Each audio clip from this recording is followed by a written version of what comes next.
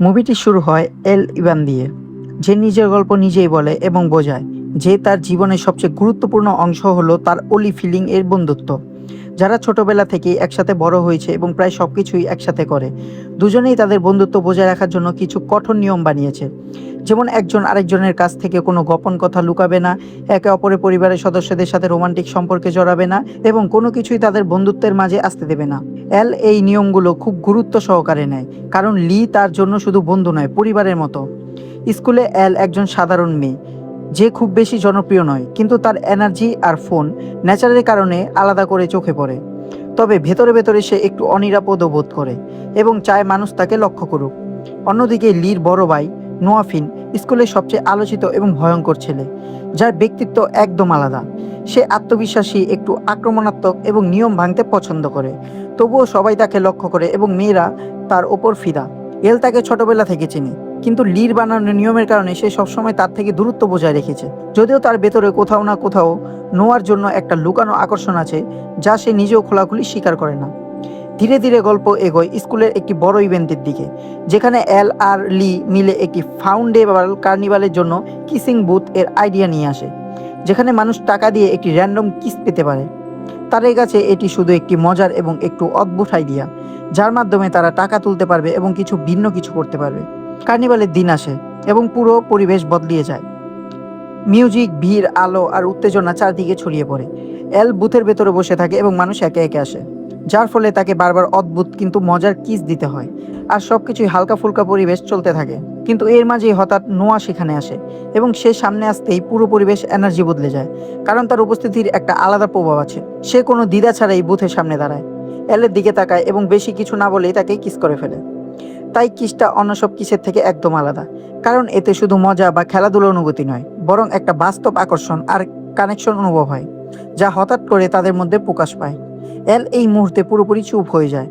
তার জন্য সবকিছু খুব দ্রুত ঘটে যায় এবং সে বুঝতে পারে না এটা শুধু খেলার অংশ ছিল নাকি আরো কিছু। কিন্তু সে পরিষ্কারভাবে অনুভব করে যে এই এক মুহূর্তে সবকিছু বদলে দিয়েছে। এরপর নোয়ার আচরণ ধীরে ধীরে বদলাতে থাকে এবং সে এলকে শুধু তার ভাইয়ের বন্ধু হিসেবে নেয়, অন্যভাবে দেখতে শুরু করে। ছোট ছোট বিষয়ও তাকে লক্ষ্য করে এবং তার আশেপাশে বেশি দেখা যায়।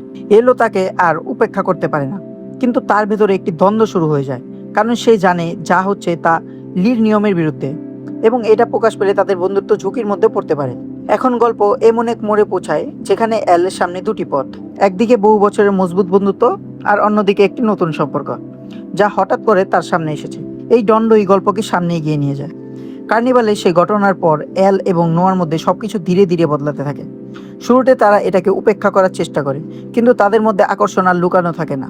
নোয়া আর আগের মতো দূর বা উদাসীন থাকে না, বরং এলের আশেপাশে বেশি দেখা যায়, তার সাথে কথা বলে এবং এমন পরিস্থিতি তৈরি করে যেখানে তারা একা থাকতে পারে। এলও তার সাথে সময় কাটাতে শুরু করে, কিন্তু প্রতিবারই তার ভেতরে হালকা ভয় আর অপরাধবোধ থাকে, কারণ সে জানে সে লির কাছ থেকে সবকিছু লুকাচ্ছে। ধীরে ধীরে তাদের দেখা করা গোপন সাক্ষাতে পরিণত হয়। নোয়া তাকে বাইকে করে ঘুরতে নিয়ে যায়, তারা একসাথে সময় কাটায় এবং তাদের সম্পর্ক শুধু আকর্ষণে সীমাবদ্ধ না থেকে আবেগীয় বন্ধনে পরিণত হয়। অনেক সময় তারা শারীরিকভাবে কাছাকাছি আসে, যা এলের জন্য নতুন এবং তীব্র অনুভূতি, কারণ সে আগে কখনো এমন কিছু অনুভব করেনি। অন্যদিকে লি কিছুই জানে না এবং ভাবে সব আগের মতোই আছে, কিন্তু ধীরে ধীরে সে এলের আচরণে পরিবর্তন লক্ষ্য করতে শুরু করে। যেমন সে কিছু লুকাচ্ছে, তার মনোযোগ অন্য দিক থাকে এবং আগের মতো খোলামেলা নেই। এতে লি চিন্তিত হয়ে পড়ে, কারণ তাদের বন্ধুত্ব সবসময় সততা সবচেয়ে গুরুত্বপূর্ণ ছিল। এদিকে এল জানতে পারে যে নোয়া শীঘ্রই কলেজের জন্য শহর চলে যাবে, যা তার ভেতরে নতুন এক দ্বন্দ্ব তৈরি করে, কারণ এই সম্পর্ক দীর্ঘদিন চলবে না এবং নোয়া বিষয়টিকে খুব সিরিয়াসলি ভাবে নিচ্ছে না। যখনই এল ভবিষ্যৎ নিয়ে কথা বলতে চায়, নোয়া তা এড়িয়ে যায় এবং হালকাভাবে নেয়। ফলে এল অনুভব করে যে সে এই সম্পর্কে যতটা বিনিয়োগ করেছে, নোয়া ততটাই করছে না। পরিস্থিতি আরও জটিল হয়ে যায় যখন একদিন লি সত্যিটা জানতে পারে এল আর নোয়া তার অজান্তে দেখা করছিল। এই সত্য তার জন্য বড় ধাক্কা, কারণ এটা শুধু নিয়ম ভাঙা নয়, বরং গভীর বিশ্বাসঘাতকতা। এরপর এল আর লির মধ্যে তীব্র তর্ক হয়, যেখানে দুজনেই নিজেদের অনুভূতি প্রকাশ করে। লি রাগ আর কষ্টে এলকে দোষ দেয়, আর এল বোঝানোর চেষ্টা করে যে সবকিছু হঠাৎ ঘটেছে এবং সে নিজেও বিভ্রান্ত ছিল। এই তর্ক তাদের দীর্ঘদিনের বন্ধুত্বকে নাড়িয়ে দেয়। এখন এল এক কঠিন অবস্থায় পড়ে। একদিকে সে তার সেরা বন্ধুর বিশ্বাস হারিয়েছে, অন্যদিকে নোয়ার সাথে তার সম্পর্কও স্থির নয়। সে একা অনুভব করতে থাকে এবং বুঝতে পারে না কোন পথে যাবে।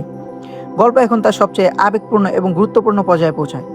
যেখানে অ্যালকে ঠিক করতে হবে তার কাছে সবচেয়ে গুরুত্বপূর্ণ কি, পুরনো বন্ধুত্ব, নতুন ভালোবাসা নাকি নিজের পরিচয়।